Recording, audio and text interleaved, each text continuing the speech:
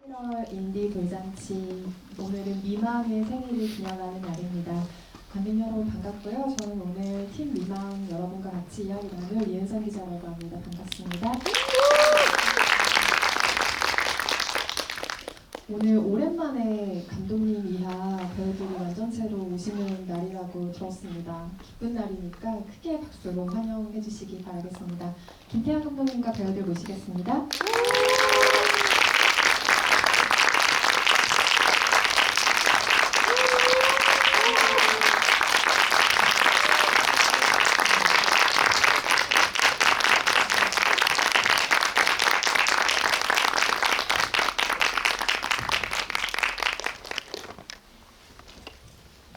돌잔치라는 말이 참 귀엽죠? 사람의 생일을, 한 살의 생일을 기념하는 말이기도 한데 이걸 개봉한 영화에 붙이는 게 항상 굉장히 다정하고 귀여운 이벤트라고 생각해왔습니다. 미망이 극장에서 여러분들을 만나고 큰 사랑을 받은 지도 벌써 1년이 됐네요. 그리고 꾸준히 그 1년 동안 아주 여러 곳에서 호명이 되는 영화였다고 생각하는데요. 오늘 오신 관객 여러분들께 일단 인사 한 말씀씩 먼저 부탁드리겠습니다. 이렇게 미망이 1년이 됐는데 1년 동안 제가 관객분들의 얼굴을 많이 외운 것 같습니다. 여기 많은 분들을 제가 알고 있는 것 같은데요. 그런 시간이 참 소중하다고 생각합니다. 와주셔서 감사합니다.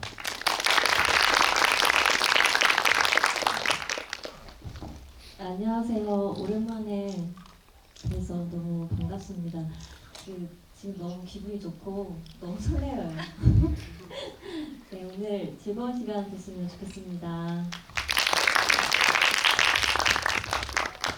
죄송합니다. 네, 안녕하세요. 하상국입니다. 개봉한 게 1년이 됐다고 하는데 이 체감이 그렇게 되지 않고 며칠 전 일인 것만 같아서 감회가 새롭고 또 1년 개봉하고 1년이 지났는데도 영화 보러 와주셔서 너무너무 감사합니다. 안녕하세요, 윤준입니다. 여러분 보고 싶었습니다. 네, 와주셔서 감사합니다. 안녕하세요. 저는 정수씨라고 합니다. 미망이 이렇게 1주년 맞이해서 또 상영하게 될 일이 있을지 몰랐는데 이렇게 인디돌잔치에서 관객들 만나게 돼서 너무 영광이고요. 오늘 영화 보러 와주신 분들 너무 감사합니다. 네, 안녕하세요. 백승진입니다. 저는 미망 아버지 이제 1년 됐는데 이렇게 또 봐주시는 게 너무 대단하고 감사하고 얼떨떨하네요. 오늘 즐겁게 이야기 나눴으면 좋겠습니다. 감사합니다. 영화 안에 그 대사 나오잖아요. 언젠가 또 볼걸요? 세상은 돌고 도니까. 이 대사를 저는 오늘 계속 좀 떠올리면서 이 자리에 왔는데요. 12시에서 다시 12시가 된 것 같은, 그러니까 돌아서 제자리인 것 같아도 조금 달라진 느낌으로 관객 여러분들도 저도 그리고 미망팀도 이 자리에 와 있지 않나 싶어요. 2024년 11월 20일이니까 정말 딱 이맘때 영화가 첫 선을 관객 여러분들께 보였고요. 제가 12월에 이 팀의 일부와 조우를 했더라고요. 그래서 지금 거의 1년이 딱 지난 셈인데 지금 이 영화가 각자의 마음 안에 어떻게 자리 잡고 있을지 배우분들에게도 감독님에게도 궁금했어요. 김태현 감독에게는 사실은 아직도 현재 진행형인 영화이긴 한데 해외 영화제에서 지금 계속해서 소환이 되고 있어서요. 각자 이 영화에 대해서 떠올리면 가장 먼저 어떤 기억 혹은 어떤 대사, 장면, 어떤 것들 떠오르시는지 궁금하고 아시다시피 미망에는 3가지의 의미의 색다른 제목을 김태현 감독이 붙였잖아요. 본인이 출연한 에피소드와도 상관없고 출연하지 않은 에피소드의 제목이더라도 그 3가지의 미망의 뜻 중에 가장 오래도록 좀 마음에 남았던 미망의 뜻이 무엇인지도 궁금합니다. 공통 질문으로 한번 드려볼까요? 태양 감독님부터 해주실까요? 저는 영화 찍을 때는 제가 이제 좀 멀리서 바라볼 줄 아는 상태여서 산막이 4년이 걸리면서 4년째 되던 날에는 나는 좀 컸구나 이렇게 생각했는데 1년이 지나고 보니까 제가 지금 다시 약간 헤매는 느낌이더라고요. 그래서 지금 저는 첫 번째 파트에 헤매는 상태에 있는 것 같습니다. 사리에 어두워 갈피를 잡지 못하고 헤매는 미망의 뜻이요. 지금 생각하면 어떤 장면이나 혹은 상황이 가장 먼저 떠오르세요? 미망이라는 영화 생각하면? 희한하게도 저한테는 미망하면은 하성욱 배우랑 이명화 배우가 녹색 야상 하면서 걷는 그 첫 번째 횡단보도가 이상하게 그게 저한테는 항상 남아있어요. 왜일까요? 그걸 모르겠어요, 제가. 그걸 정말 제가 모르겠어요. 이상하게 그 장면에 그 이 두 배우가 너무 예쁘다고 생각을 합니다.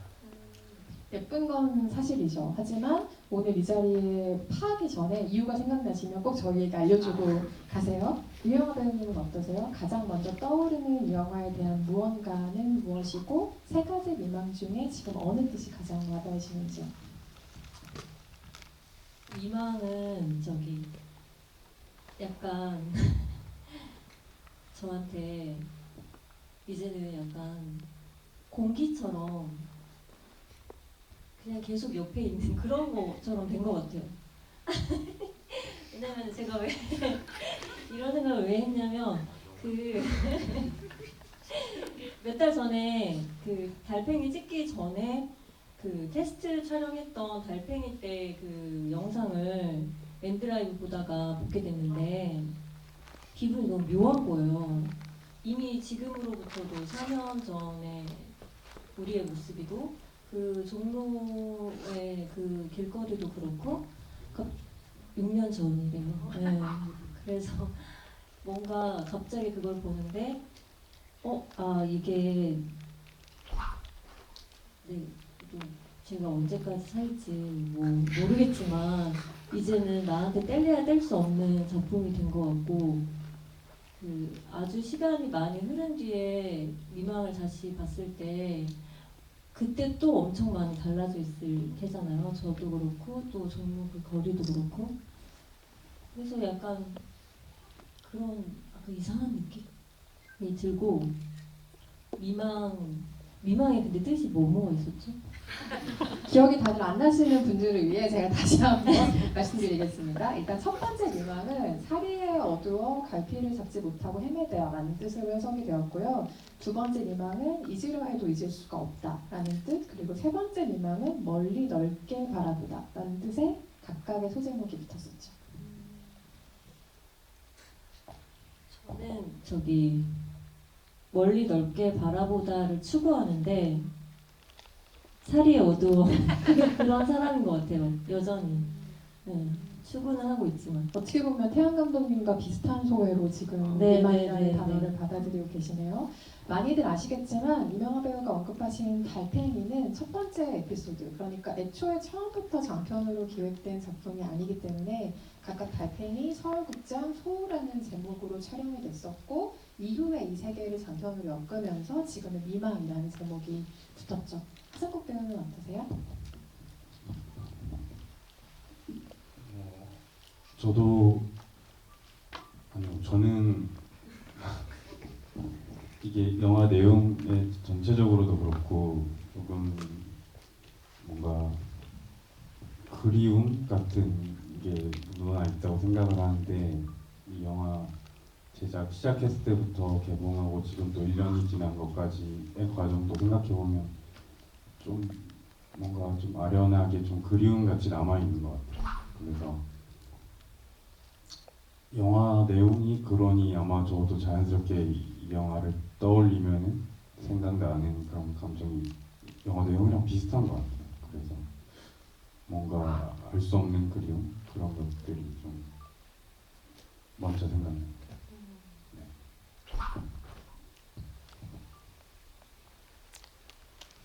주머니에서 왔 딱 맞더라고요. 전뭐 뭐니 해도 잊으려 해도 잊을 수 없다가 가장 좋죠. 잊으려 해도 잊을 수 없는 걸 맡은 이유가 있다고 생각합니다. 잊으려고 했는데 자꾸 이렇게 일품하는 자꾸 이렇게 불러주셔서 감사합니다. 네. 올 때마다 근데 행복한 것 같아요. 네. 그렇습니다.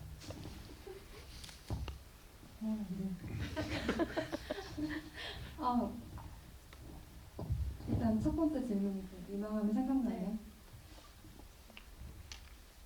일단 저는 지금은 오피스텔 아파트 어떤 주상복합 단지가 생겨버린 세운상가 그쪽을 되게 좋아하는데 달팽이 찍고 그 이후에 한 번씩 태양 감독님한테 사진 같은 걸 보낸 적이 있었어요. 그냥 그쪽을 가면 너무 자동으로 생각이 나고 또 좋아하는 곳이기도 하니까. 근데 그 이후로도 그곳을 지날 때마다 이 영화를 항상 생각하고 뭐 광화문도 그렇고 하는데 이제 너무 자주 생각하니까 못 보내겠더라고요. 그래가지고 약간 저한테는 그 영화가 공간처럼, 그리고 이미 그때는 그리고 영화 속에서는 공사판으로 나왔는데 지금은 이미 입주가 다 끝난 어떤 건물 형태가 되어 있는 걸 보면서 어떤 시간의 흐름을 느끼기도 하고, 또 태양 감독님이 영화 안에서 뭔가 말하고자 했던 시간도 뭐 비슷하게 담겨 있는 것 같고 그렇게 느끼고 있고요. 영화를 그 한자어 중에서는 전 첫 번째 상태를 지금 살아가고 있습니다. 삶이 어두워 갈피를 잡지 못하면서 연말을 보내고 있는데, 그래서 오늘을 계기로 조금 관객분들 만난 이후로 좀 갈피를 잡아보도록 하겠습니다. 이만큼에 지금 헤매지 않는 분 혹시 안 계신가요? 이승진 배우의 답변이 굉장히 궁금해지는 타이밍인데요. 이하동님. 네, 뭐 다를 건 없고요. 뭐 미망은 네, 제가 저한테는 사랑받는 법을 알려준 영화였고요. 그다음에 뭐 사실 그 세 가지 파트가 있지만 살면서 한 번도 첫 번째 파트에서 벗어나 본 적은 없고 지금도 그런 상태고, 그 말보다 그냥 저는 그 달팽이라는 생물 그 이미지가 제일 많이 와닿고 떠올라요, 말보다. 네, 그렇습니다. 이미지 하니까 그 세 번째 에피소드에서 이렇게 세 분이서 미로 같은 회전문 같은 곳을 이렇게 거니시던 이미지도 지금 생각이 나기도 하고요. 김태환 감독님 이 작업 이후에 지금 서울독립영화제에서 곧 개봉이 될, 공개가 될 개막작인 무관한 당신들에게라는 작업을 마치셨는데, 이게 전시를 가졌고 먼저, 그리고 이후에 지금 서독제를 통해서 공개가 되는 작업이죠. 이게 한국 최초의 여성 감독인 박미옥의 미망인이라는 영화가 여기서도 잠깐 등장을 하는데, 결말이 소실이 됐지만 지금 한국에서 활발하게 활동하고 있는 신진 작가들이 그 공백을 각자가 생각하는 영화적인 상상력으로 메워놓고 좀 새로 쓰는 작업이라고 들었고요. 저도 아직 그 작품을 보지는 못했지만 그 작업에 이 영화의 두 번째 단편 흑백으로 바꾸고 조금 더 편집을 가미한 버전을 넣으셨다고 들었는데, 영화가 그러니까 미망이라는 작업이 데려다 주는 곳이 점점 더 넓고 멀리로 느껴지실 것 같아요. 그 중에서도 미망인이라는 영화는 그 영화의 제목 덕분에 이 영화의 제목의 뜻을 조금 다르게 붙여보게 되기도 했고, 곱씹어보다 이 영화의 제목이 탄생하기도 했고, 두 번째 중요하게 등장하기도 하고, 그 영화의 이면을 좀 계속해서 생각하게 되는 1년이 아니었을까라는 짐작도 해봤어요. 좀 정말 신기하긴 한 게, 제가 한국영상자료원에서 티켓부스에서 이렇게 매표 일을 할 때 아르바이트를 오래 했는데, 그때 미망인을 보고 극장에서 할 일이 있을 때 보고 와, 이렇게 세련되게 영화가 만들어져 있구나라고 생각을 했었거든요. 근데 한 편만 만들고 안 만드셨다는 거예요. 너무 힘들어가지고. 그래서 그분에 대한 다큐멘터리에도 제가 참여하게 되면서 박남욱 감독님이 저한테 남아 있었는데, 제 영화를 찍을 때 그렇게 두 번째가 되고, 그게 이어져서 70년이 넘은 작품인데 지금 다시 개막작으로 뭔가 그 영화의 한 장면들이 극장에서 상영될 수 있다는 게 너무 그냥 계속 신기하고 신기하기만 한 거죠. 그래서 아, 영화라는 게 이렇게 오랜 생명력을 가지고 있구나. 설령 어느 부분이 유실되더라도 그것들이 복원될 수 있는 방법이 사람들 마음 안에 있을 수 있구나라는 생각을 하면서 영화를 좀 다시 해보는, 관객에 대해서도 되게 다시 생각해보는 뭐 그런 계기가 됐고, 미망이라는 작품은 저희 관계에서도 그런데, 저 개인적으로는 진짜 영화라는 건 관객이 함께 할 때 비로소 뭔가 의미를 갖게 된다라는 걸 처음으로 깨닫게 해준 작품이라서, 그게 소독제 개막자까지 이어질 수 있다는 게 저한테는 좀 더 명심하게 되는 계기가 됩니다. 아까 또 언급하셨던 사랑받는 법을 알게 해준 영화라는 답변과도 좀 느슨하게 연결되는 지점이 있는 것 같고요. 이 영화 저는 오랜만에 다시 보니까 굉장히 본질적인 궁금증 하나가 생겼는데 이게 계속해서 대화를 나누는 형태로 되어 있는 영화잖아요. 그래서 김태현 감독이 애초에 두 사람 혹은 많아야 세 사람이 대화를 나누는 구성을 떠올린 그 태초의 과정이 궁금해졌는데 이게 제작 상황 때문이었을지, 왜냐하면 인물도 늘어나고 뭐 배경도 늘어나고 하면 훨씬 더 많은 제작비와 프로덕션 제반 상황이 필요하니까요. 그래서 그 필요에 의한 선택이었는지 아니면 대화의 맥락과 그리고 사람들 사이의 분위기 자체에 원래 흥미가 있는 사람이어서 이런 이야기가 나온 걸까 하는 궁금증으로 돌아가더라고요. 근데 그거는 저도 많이 생각을 해봤는데 당시에는 여건 때문이라고 생각을 했습니다. 그리고 제가 하고 싶어하는 영화라기보다는 제가 안 하고 싶어하는 영화의 모든 걸 빼야지라는 생각으로 만들었어요. 하기 싫은 영화의 반대 지점에 있는 영화를 만들어봐야지. 그래서 누군가의 마음에 들어야지라는 것보다 내가 한번 해보고 싶은 것들이 뭔지 찾아봐야지 실험하는 마음이었었고, 그러다 보니까 현실적으로 제가 찍을 수 있는 친구들과 찍을 수 있는 이야기를 만들어야겠다. 그리고 그 영화를 만들기 위해서는 어딘가에서 돈을 받으려는 시도를 많이 해봤는데 안 되더라고요. 그러해서 한 편 모아서 영화를 만들면 만들어지겠구나. 오래 걸리지만 끝을 내봐야지 라는 마음으로 이제 4년이 걸려서 만들었던 거죠. 그래서 말씀하신 것처럼 환경이 저한테 주는 제약을 제가 좀 받아들이는 법을 배웠던 것 같아요. 그러면서 또 영화적으로 이 감독이 어떤 것을 보여줄 수 있는지에 대한 장기와 그 섬세한 결이 또 의도했던 의도하지 않았던 그 상황 때문에 또 이 영화 안에 입혀진 것 같다는 생각이 들기도 하고요.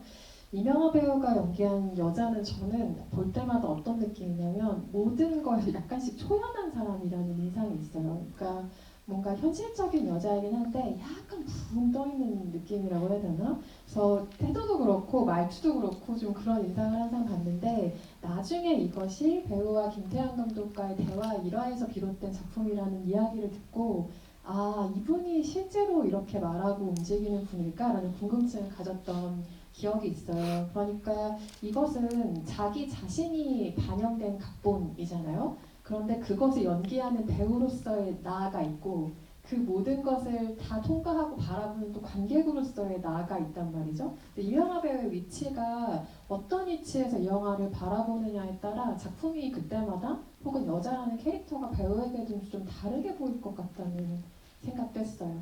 공동 각본가로서의 나, 연기한 나, 이 모든 걸 통과한 나, 어떻게 다르게 보이세요? 그 여자라는 인물이?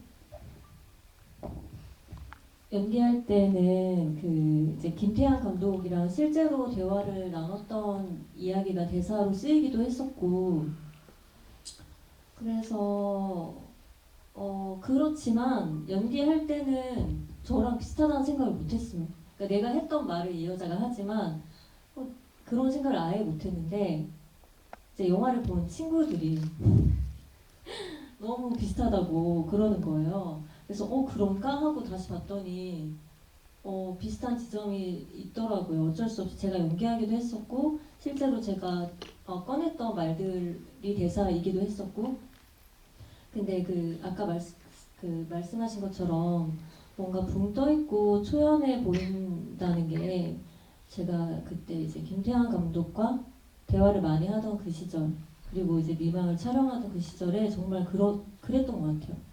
좀 이렇게 무기력함도 심했고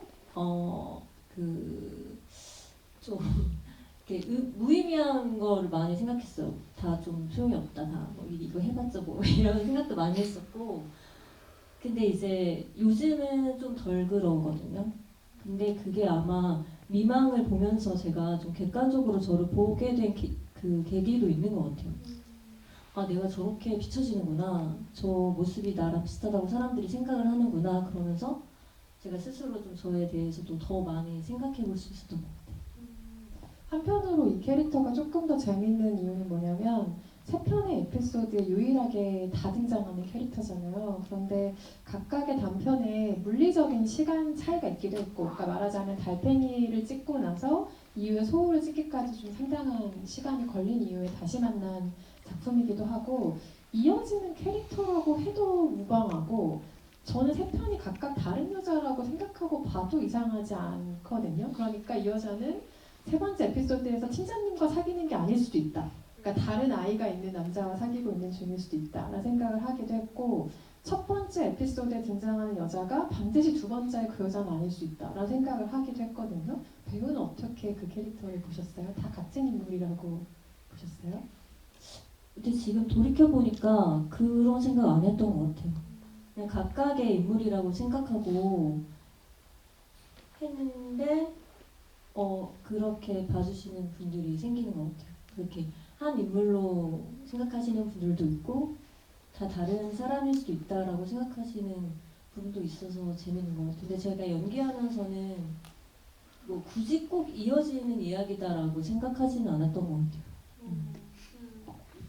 두 분이 하상국 배우까지 좀 시간차를 방대하게 두고 각각의 작업을 하신 다음에 이후에 한 편의 영화로 탄생했는데, 하상국 배우에게 그 질문 드려보고 싶었어요. 그러니까 시간차를 두고 연기한다는 게 흔하게 영화 현장에서 작업하는 방식들은 또 아니기 때문에 이 멤버들이 어느 정도 시간을 두고 다시 모여서 하나의 장편을 위한 작업을 다시 시작한다라는 것에서는 배우에게 어떤 감흥이 좀 있었을지 궁금해요. 좀 신비한 작업으로 남았는지, 아니면 할 수만 있는 제반 상황이 있으면 이런 작업들을 계속 해보고 싶다. 웃으시는 거 보니 아닌 것 같긴 한데 한번 여쭤볼게요. 감독님이랑 눈이 마주쳐. 근데 뭐 계속 얘기 나왔다시피 이 제작 과정부터가 조금 특별했고, 그 영화 속에 필요했던 그 시간이 실제 저희 삶에서 물리적으로도 그 시간이 흐른 경우이기도 해서, 사실 저는 이게 별개의 이야기라고 받아들였습니다. 제가 1부, 3부 이렇게 나오잖아요. 근데 별개라고 생각하고 접근을 해도 무방하겠다 이런 생각이 들었어가지고, 이거를 전체적인 하나의 완성될 어떤 이야기라고 저는 생각을 안 했습니다. 물론 감독님이 설명을 해줘서 이해는 했지만, 이걸 준비할 때는 차라리 그 3부의 이야기를 그냥 새로운 이야기라고 생각하는 게 낫겠다 이런 생각을 했었거든요. 네. 그렇다면 여자에 대한 감정은 어느 정도로 염두두고 작업을 하신 걸까요? 그러니까 여기에서 여자를 중심으로 두 명의 남자가 등장을 하는데, 하상국 배우가 연기한 남자가 낮에 12시 같은 사람이면 또 팀장님은 밤에 12시 같은 남자여서 좀 이렇게 시간이 반대로 돌아가는 사람 같은 인상이 있는데, 여자라는 캐릭터를 향한 마음을 어느 정도 정해두고 작업을 하셨을지, 아니면 혹은 현장에서 그냥 즉석에서 만들어지는 감정을 조금 믿은 경우인지 궁금한 게, 저는 이 남자를 볼수록 이 남자의 마음을 모르겠어요. 사랑일까 미련일까 아니면 그 둘도 아닌 무엇일까라는 아리송한 태도가 항상 보이거든요.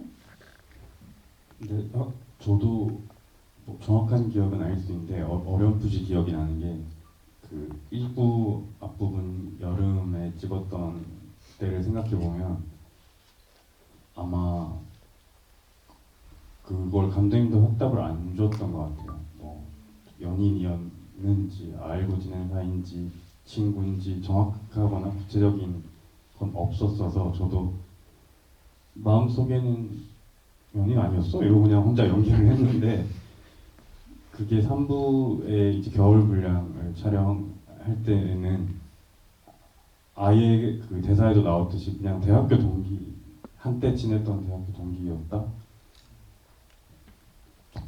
살짝 기억에 오류가 있어서 너무 참 오래돼서 그럴 수 있어요. 네, 오래됐거든요. 그 6년 전에 찍었던 파트고 벌써 마지막 파트도 2년이 넘어가고 있으니까, 마지막 파트 때 얘기를 했었죠. 장례식장에 너무 친한 친구여서 그 3일 동안 내내 있었던 것도 사실이지만, 3일 내내 기다렸던 건 이 여자가 올까봐 기다렸던 거라고 얘기를 해줬었어요. 맞아요. 정확히 그렇게 연기했던 것 같아요. 그래서 어쩌면 차만 타면 자는 사람이 아니라 기다리느라 너무 진이 빠져서 택시 안에서 잠이 들었던 사람이었을 수도 있겠네요. 그게 맞는 그게 맞는 것 같아요. 박봉준 배우가 연기한 팀장의 말버릇을 지금 한원석 배우가 하고 있네요. 그럴 수 있죠. 그럴 수 있죠를 지금 하고 계신데 박봉준 배우가 연기한 그 팀장님에게 느낀 감흥도 참 궁금한데 왜냐하면 익숙한 공간을 평소에는 잘 걷지 않는 시간대에 걸으면서 연기하셨을 거라는 짐작을 했어요. 왜냐하면 중간에 지나갈 때 보면 뭐 차들도 지나가곤 하지만 그 프랜차이즈 커피숍 같은 거는 불만 켜져 있는 걸로 봐서 상당히 늦은 시간에 이 두 배우가 종로를 걸으면서 촬영을 하셨을 거라는 짐작을 할 수가 있는데 의외로 걸으면서 뭔가를 하는 게 굉장히 어려운 연기인 것 같거든요. 한 곳에 앉아 있는 것도 아니고 계속해서 움직임을 보여주는데 그 움직임이 내 움직임이면 안 되고 또 아주 어려운 과제가 있었을 것 같은데 어느 정도 캐릭터 설계를 해주셨을 것 같기도 하고 아니면 그냥 그 시공간이 주는 약간의 마법 같은 분위기를 즉흥적으로 좀 잊고 연기하셨을 것 같기도 하고요. 어느 쪽이셨을까요? 사실은 이제 다 이제 제 직업이 배우다 보니까 이제 계산해서 한 거긴 한데요. 근데 그 두 번째 말씀하신 마법 같은 순간들 때문에 제가 준비한 게 더 이렇게 보였던 것 같아요. 그래서 그 팀장이라는 인물이 뭔가 흔한 듯 하지만 현실색이 없는 사람인 것 같은 느낌을 저는 받거든요. 제가 한 걸 봤을 때, 할 때는 몰랐는데 그래서 그 두 가지가 다 적용된 것이 아닌가라는 생각을 해봅니다.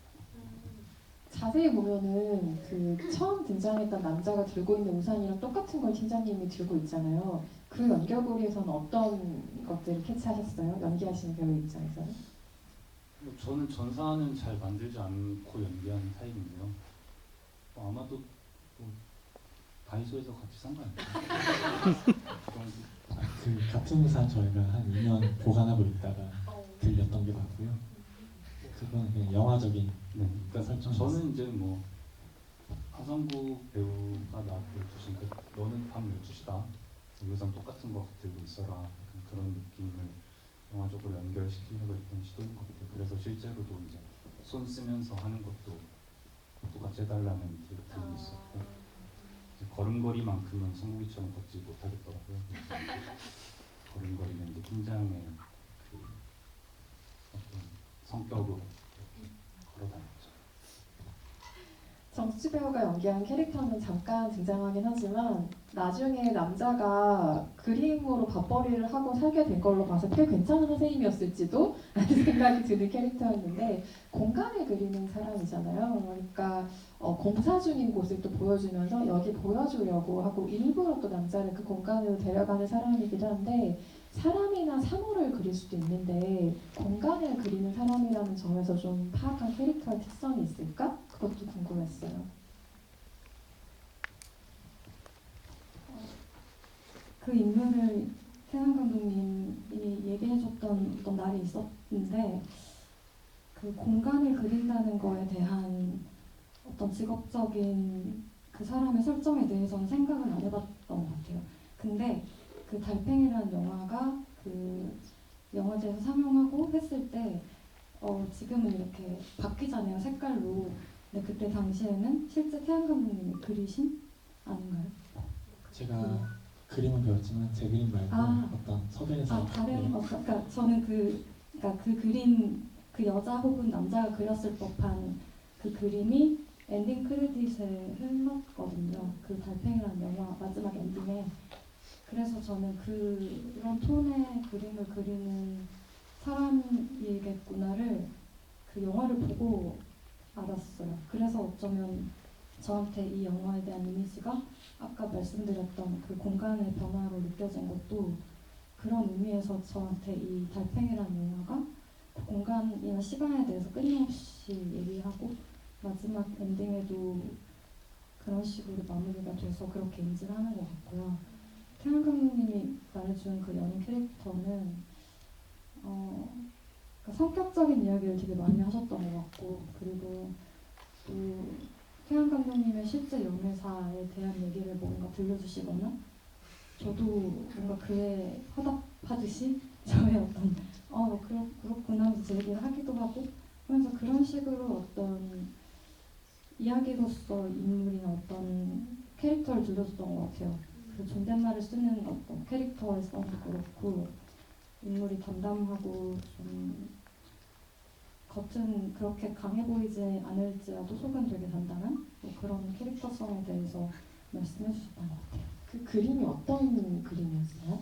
이렇게 선으로만 된 흰 도화지에 선으로만 그려진 되게 심플한 공간인데 딱 누가 봐도 아 여기가 그 을지로구나 어디구나 이런 게 느껴지는 그런 그림이었어요.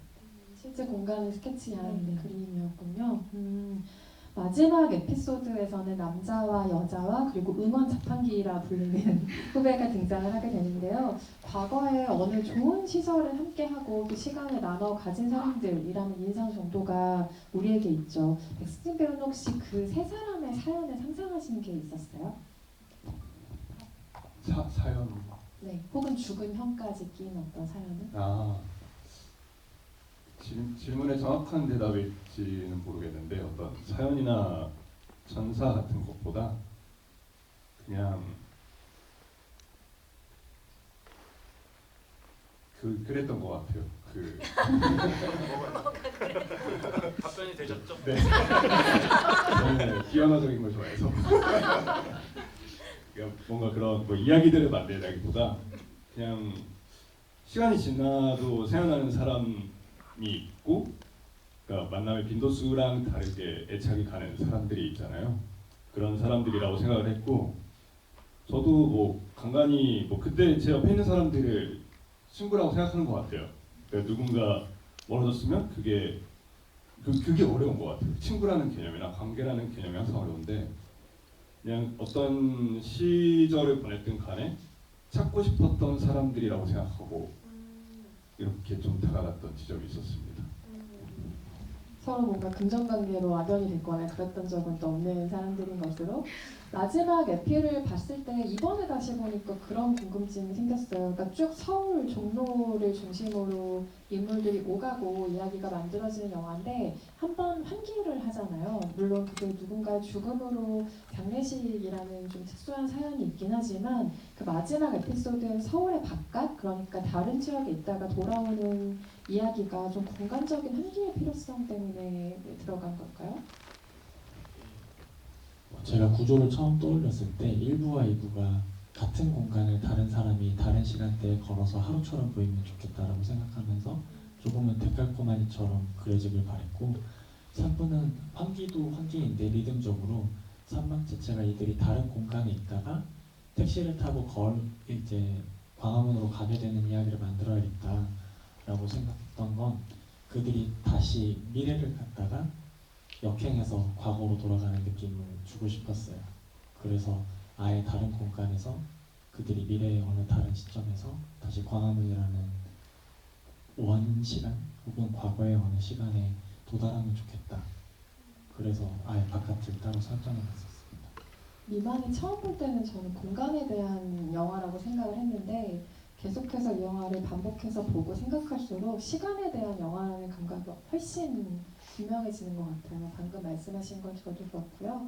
김태환 감독님께 하나만 마지막으로 질문 드리고 관객석으로 마이크를 넘기려고 하는데요.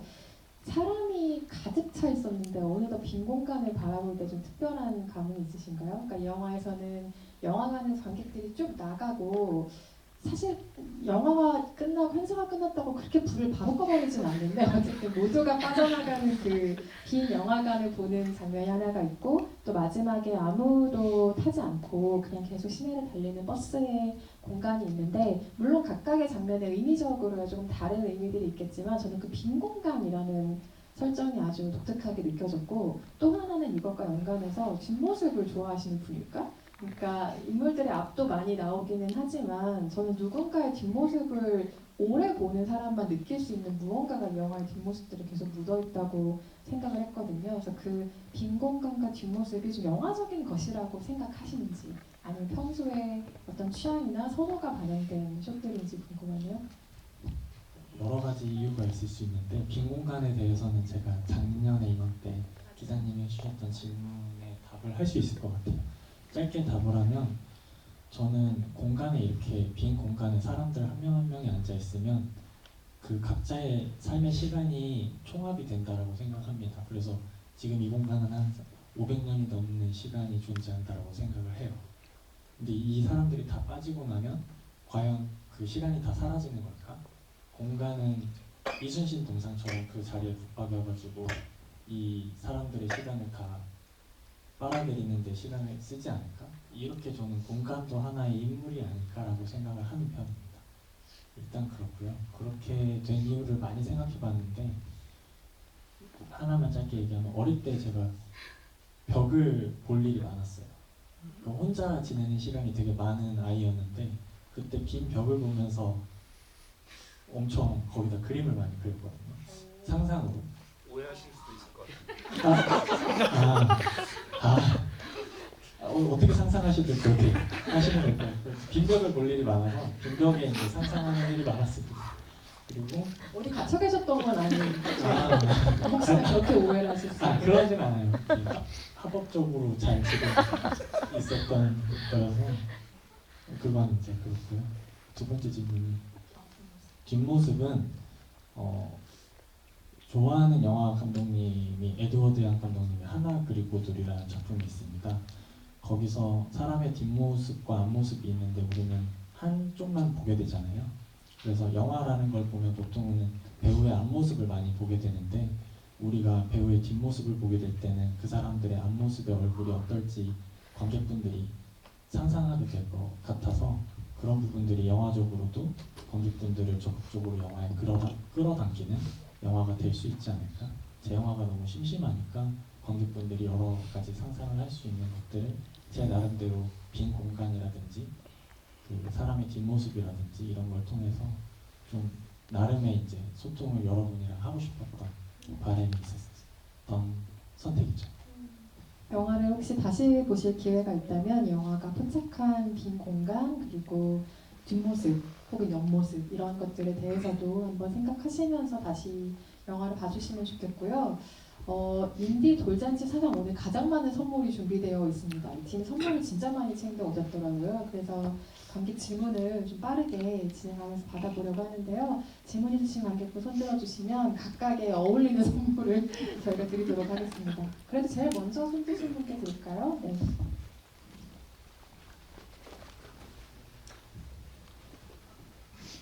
네, 반갑습니다. 사실 딱 작년 인디스페이스 완전체 그때 개봉일이었는지 지금 제 기억은 안 나는데 그때도 사실 이 자리에서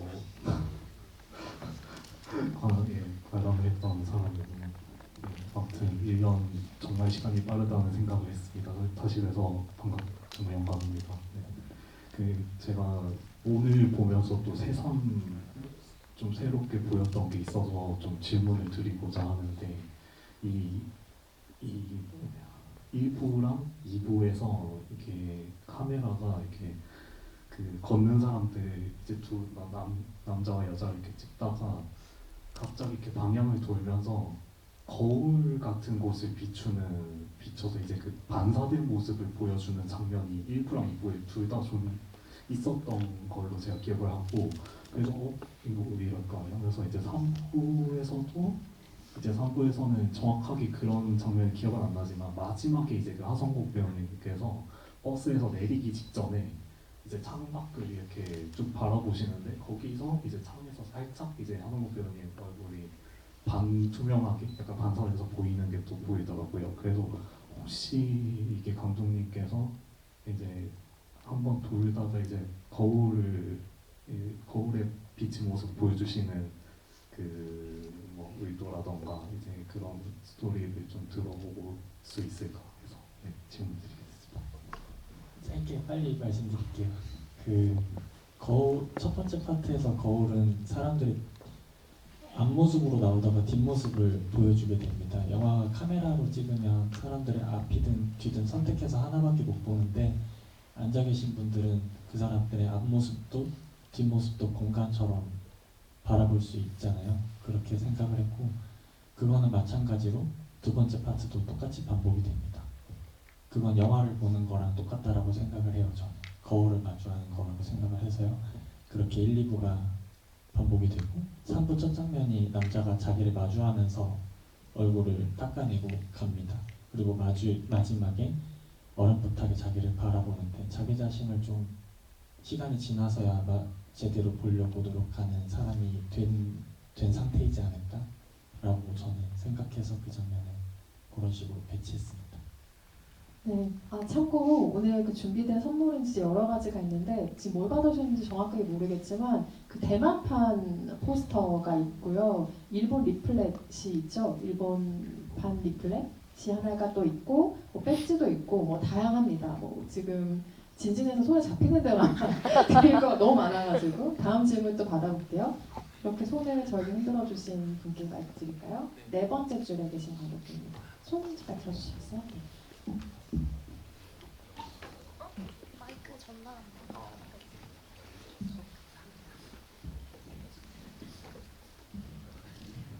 네, 빠르게 질문하도록 하겠습니다. 네, 저 오늘 영화 너무 재밌게 잘 봤습니다. 저는 근데 3월에 대해서 되게 좀 자세히 본 편인데 1부에서는 이제 담배랑 라이터를 바로 샀다가 다시 전화 받으면서 한기 피면 피고 두고 가고 마지막 장에서도 이제 맥주나 아니면 귤 같은 걸 까도 다 이렇게 마시지 않고 남겨놓고 이렇게 떠나는 장면들이 있는데 뭔가 다 사용되지 않고 남겨진 것들에 대해서 의미를 이렇게 부여하시는 건 아니면 의도적으로 이렇게 넣으시는 건지 궁금합니다. 이 질문은 처음 받아보는데요. 미련 같은 거라고 생각했어요. 내가 삶을 살 때 결국에 뭐 오늘 일어난 잠자리도 사실은 그 이불을 놔두고 가거나 그건 계속 거기 남아 있는 거잖아요. 그래서 저는 사물들은 공간과 또 다르게 내가 쓰고 있기 때문에 좀 더 내가 묻어 있는 거라고 생각하거든요. 그리고 누군가한테 영향을 받아서 담배를 태우는 걸 수도 있잖아요. 이렇게 하면 답변이 좀 됐을까요? 그런 생각을 저는 말씀하신 것처럼 가지고 있어요. 저는 언젠가 김태환 감독이 시공간론을 쓰면 무조건 그 책을 살 거예요. 뭔가 좀 재밌는 얘기들이 많이 써있을 것 같다는 생각도 들고요. 다음 질문도 받아보겠습니다. 지금 마스크 쓰는 관객분이요? 네. 우선 영화 너무 재미있게 잘 봤고요. 제가 이 영화를 보고 싶었었는데 그때 당시에 개봉했을 때 못 봐서 너무 아쉬웠는데 이렇게 좋은 자리 마련해 주셔서 감사합니다. 제가 질문 드리고 싶었던 거는 여기서 그 음악이 되게 중요하게 나오잖아요. 그래서 그 음악을 어떻게 선정하게 되셨는지 어떤 의미가 있는지 궁금했습니다. 기성곡 말씀이시죠? 그러니까 뭐 장기하 씨 노래라든지. 네. 그리고 하성국 배우님이 기타 치시면서 부르셨던 노래도 그렇고 그래서 그게 좀 궁금했던 것 같습니다. 감사합니다. 그 기성곡은 하성욱 배우가 부르는 노래도 장기하 씨의 노래고요. 그게 그분들의 마지막 앨범에 수록된 곡으로 알고 있습니다. 그런 의미도 있었고 제가 즐겨 듣던 노래이기도 하고요. 그때 그 노래라는 노래랑 별거 아니라고라는 두 곡이 삽입이 되고 뭐 또 기성곡들이 또 들어갑니다. 그게 저 나름대로는 잘 들어보면 가사가 이 남자와 여자가 하는 대사에 절묘하게 맞아 떨어지는 가사들이고요. 그 극 중에 이제 술집에서 나오는 가운데 노래는 그리고 바깥에서 들리는 노래는 음악 감독님이 만든 노래가 흘러나오는 거고요. 그다음에 극 중에 또 기타 사운드가 한 번씩 한 막마다 나오는데 그거는 저는 이렇게 생각했어요. 하성욱 배우가 기타를 칠 수 있는 인물로 나오잖아요. 언젠가 이 자기가 겪었던 경험들을 떠올리면서 어딘가에서 기타를 연주하고 있지 않을까라는 생각의 기타였습니다. 네, 다음 질문 또 받아볼까요? 선물이 많다고 하니까 오늘 질문도 빠르고 답변도 빠르고 이쪽에 계신 핀트신 관객분. 네. 네, 안녕하세요. 저는 이 영화 친구 통해서 처음 알게 돼서 오늘 첫 회차 관람을 하게 됐는데요. 좋은 작품이었던 것 같아서 굉장히 재밌었고 일단 그 개인적으로 별거 아니라고라는 노래를 평소에도 말씀하셨던 것처럼 마지막 앨범에서 좀 좋아했던 곡이었거든요. 근데 이게 그 전체적인 상황과 이제 마지막 3부에서의 그 뭔가 그 하성욱 배우님의 그 심정이 좀 잘 담겨 있다라는 생각이 들어서 좋았다는 말씀 드리고 싶고요. 이거는 뭔가 정수라는 캐릭터가 개인적으로 나오지는 않았잖아요. 그래서 그 이름이 부여된 캐릭터인데 여기에 좀 궁금증이 생겨서 감독님께 질문을 좀 드리고 싶었어요. 그래서 남자의 꿈에서 이제 나왔던 분홍색 자켓을 입었다고 얘기가 나왔는데 살아생전에 혹시 정수가 전혀 입지 않았던 옷인 건지 왜 굳이 분홍색 자켓을 선정을 했는지 그리고 꿈 이야기를 왜 택시에선 하진 않고 이제 술자리 소호 카페에서 했는지가 좀 궁금했습니다.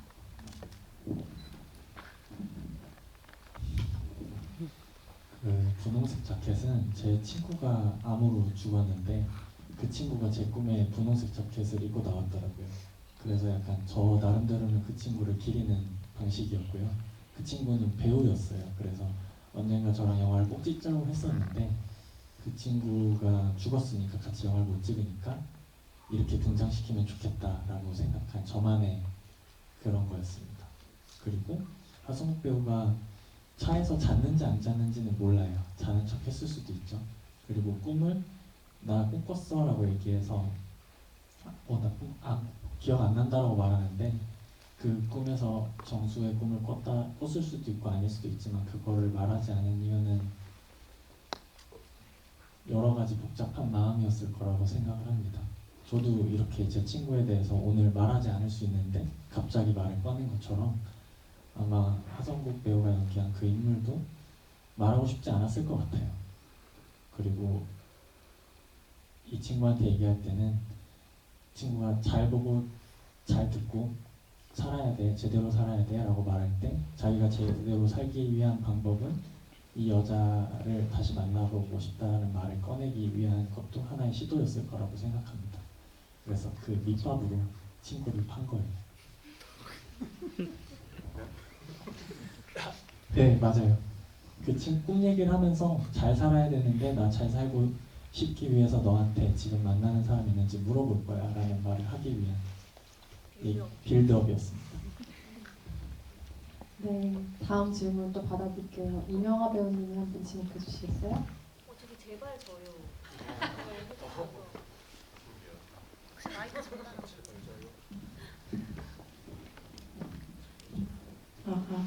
안녕하세요.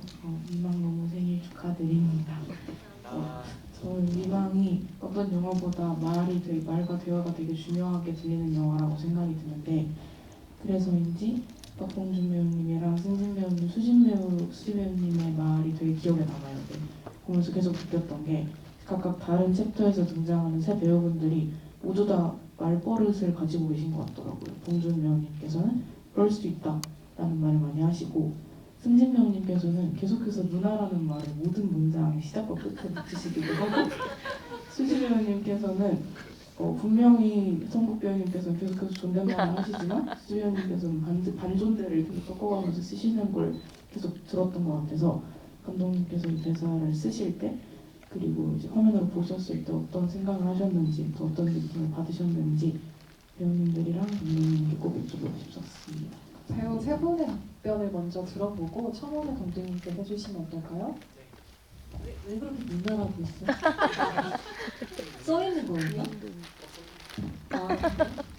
뭐 써져 있기도 했고 아니기도 했고 제가 그냥 솔직하게 말씀을 드리면 저희는 이제 한국 사회에 살고 있잖아요.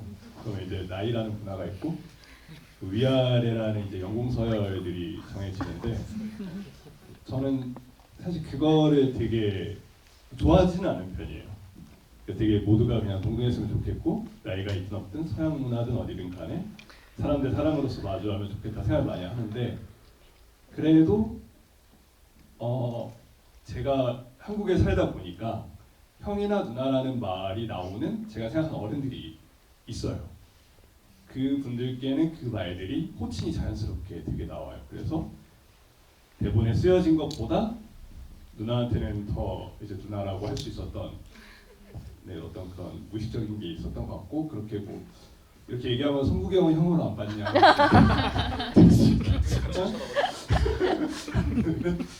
여기까지 하겠습니다.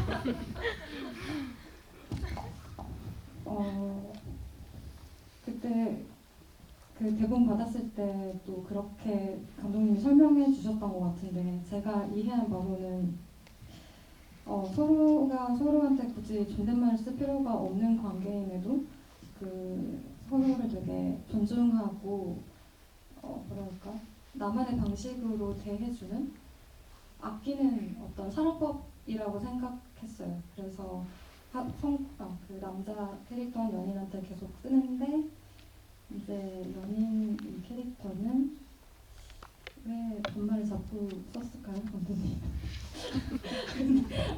아무튼 네, 그런 것 같습니다. 네. 영화를 찍고 캐릭터 분석을 할 때는 그럴 수도 있다라는 말이 좀 철학적인 말이잖아요, 사실. 근데 저도 그때 이후로 좀 성장을 해보고 좀 나이가 드니까 요즘에 그런 생각이 들더라고요. 회피형 인간이 아닐지. 뭐 그냥 하는 말이지만 이제 중립충이라고 하죠. 중도를 지키는 남자. 네. 중도를 지키는 사람이 아닐지. 죄송합니다. 제가 그런 있어가지고 그런 게 아닐지 생각이 듭니다. 감사합니다. 뭔가 세 사람의 캐릭터가 좀 더 명확해야 된다라고 생각을 했어요. 짧게 나오기도 하니까 승진 배우가 자꾸 이렇게 인사하는 것도 반복이 되고 수지 배우도 뭔가 이 둘은 되게 오랜만에 만나도 반말을 하는 사이 같은데 전 연인은 확실히 다른 지점이 있었으면 좋겠다라는 구조적인 면에서 존대와 그 반존대 혹은 반말을 사용하기도 했고요. 그럴 수도 있죠 라는 말은 상황에 따라서 되게 위안이 되는 말이기도 하면서 말 그대로 회피이기도 하고 또 한편으로는 되게 폭력적인 말이기도 하다라는 생각이 들었어요.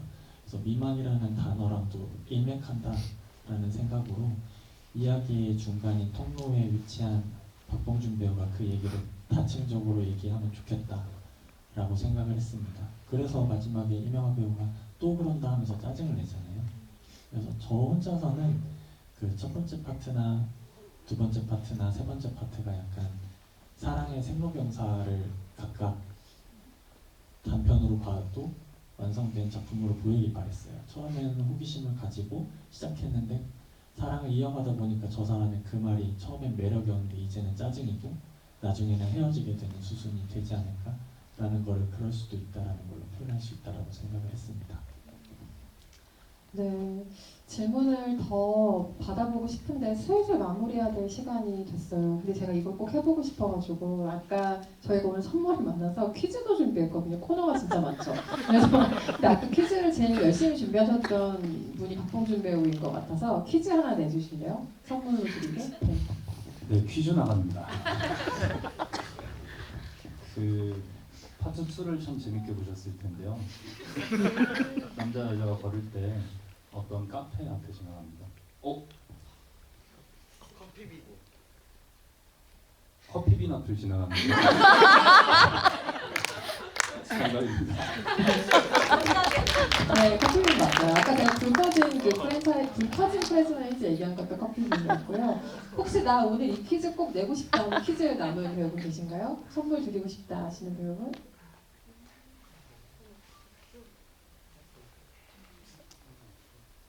없다고 지금 그 입술 움직이지 않고 얘기해 주셨어요.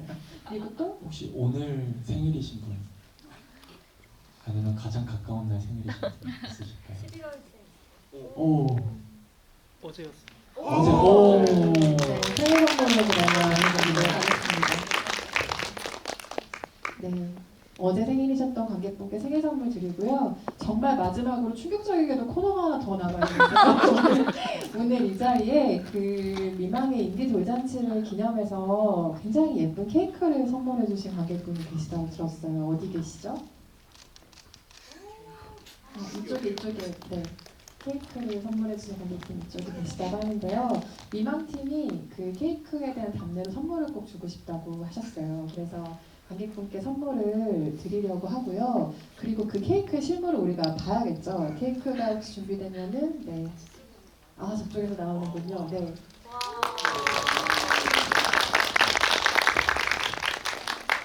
들고 와주신 분은 관객분이 아니시고요. 영화사 진진의 관계자분이시고, 네. 네, 필름 슬레이트 모양의 케이크를 가져와 주셨어요. 그래서 돌잔치이니까 또 이런 건 여기서만 할 수 있잖아요. 그래서 케이크에 불을 붙여서 좀 기념하는 시간을 가져볼까요? 네.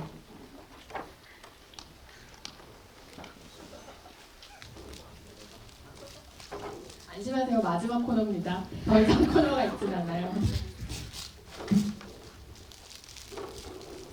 저희가 귤을 좀 준비했어요. 영화에서 귤을 까먹어서. 그래서 돌아가실 때 귤 하나씩 꼭 받아가시면 감사하겠습니다. 아 맞아요. 마지막 코너로 귤이 있었어요.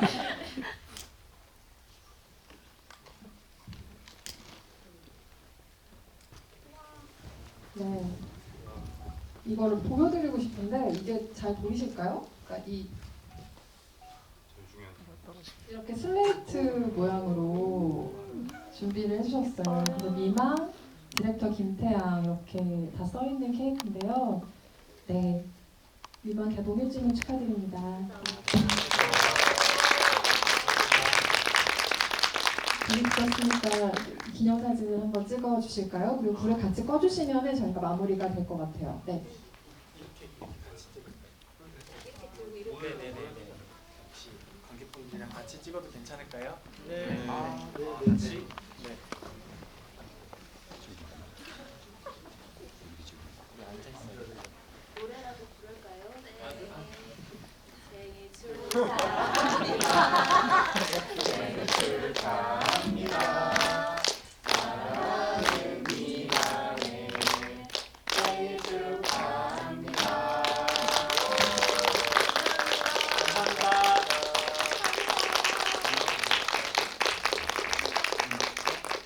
하나, 둘, 셋.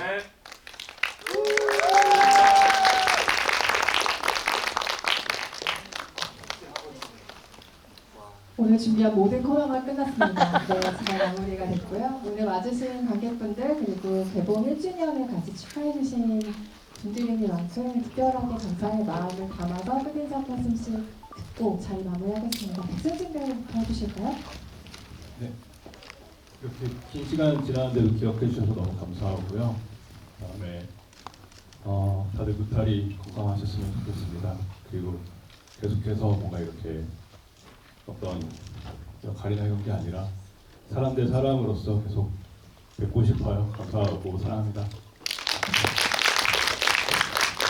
저는 이 영화에 참여한 배우 말고 이 영화를 관객으로 더 좋아하는 사람인 것 같아요. 그래서 이렇게 또 연말에 한 해를 정리하는 시간에 미망 보러 와주신 분들의 일상에 이 영화가 많이 스며들길 바라고 또 연말 건강히 따뜻하게 좋은 분들과 마무리하시길 바랍니다. 와주셔서 감사합니다. 네, 오늘부터 날씨가 쌀쌀해졌는데요. 독감 조심하시고 모쪼록 집에 무사히 돌아가십시오. 감사합니다. 네, 오늘 영화 보러 와주셔서 다들 너무 감사하고요. 뭐 개봉할 때도 이 얘기했는데 감기 조심하시고 항상 건강하시고 또 연말에 괜히 좀 쓸쓸하고 그렇잖아요. 이 영화도 좀 저는 그렇다고 생각이 드는데 너무 울적해지지 말고 산책 열심히 합시다, 여러분. 감사합니다. 제가 어제 인스타그램으로 미망 이행시 마지막 코너가 네, 맞아요. 한분 제가 추첨해서 제가 미망에서 실제로 맸던 이 가방을 드린다고 했는데 네, 그래서 제가 한 분을 추첨했거든요. 인스타그램 이름이 HY이고요. 아이디가 OASESSM 있으세요? 아 진짜? 네. 부끄러우시니까 나가서 드릴게요. 네. 그래서 제가 여기 짧은 편지도 썼는데 오늘 돌잔치잖아요. 미망이 20살이 되었을 때 우리가 만약에 볼 수 있는 어떤 기회가 있다면 그때까지 이 가방이 있다면 이걸 꼭 들고 꼭 다시 보러 와주세요. 네, 여러분. 잘 보관하셔야 돼요. 다 오늘 너무 감사드리고 네, 돌아가시는 길 조심히 돌아가시고 또 언젠가 또 만나요. 뒤에 궁금한 거 들려주시면 안 돼요? 들려드려도 되나요? 제가 오늘 띄워드리겠습니다. 여기서 들어갔어요.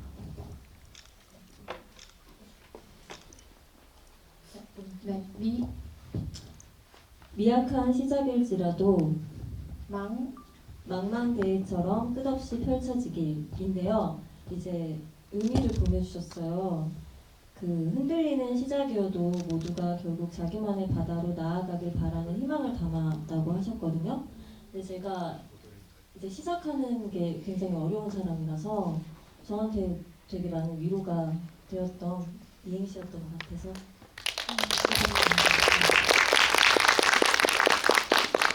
망이라고 오늘 띄우는 순간 머릿속에 망했다밖에 생각이 안 나는 저는 참 언어가 협소하네요. 네, 김태환 선생님 끝 인사 해주시죠. 네, 우선 인디 돌잔치의 이 상영은 그 여러분들이 만들어 주신 거라고 알고 있습니다. 투표를 해야지만 이렇게 틀어지는 거라고 생각이 돼서 이렇게 한 번 더 스크린에서 여러분들을 만날 수 있는 기회를 주셔서 감사드리고요. 그리고 저는 아마 이제 다음 작품을 뭐 아시는 분들은 아시겠지만 서울 이야기라는 작품을 준비하고 있습니다. 그래서 조금씩 진척이 되어가고 있어요. 그리고 아마 여기 있는 배우분들이 그 작품에도 나오고 그 작품에 나오지 않는다면 제가 또 만들 작품에 이분들이 해주신다면 함께 할 것 같은데 앞으로 저희를 기억해 주시고 또 극장에서 만났을 때 반갑게 인사해 주시면 감사하겠습니다. 다음에 뵙겠습니다. 네, 감사합니다. 감사합니다. 감사합니다. 감사합니다.